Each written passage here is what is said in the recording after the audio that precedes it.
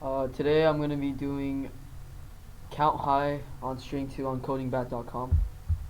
So it says return the number of strings that the string hi appears anywhere in the given string.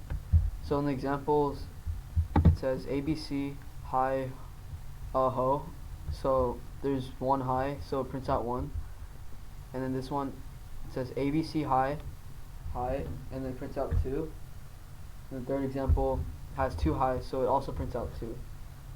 So first you have to make a count. So int count equals 0, and then make a loop for int I equals 0. I is less than str dot length minus 1 I plus plus string temp equals str dot substring I comma I plus 2, and then you gotta do if temp dot equals and then hi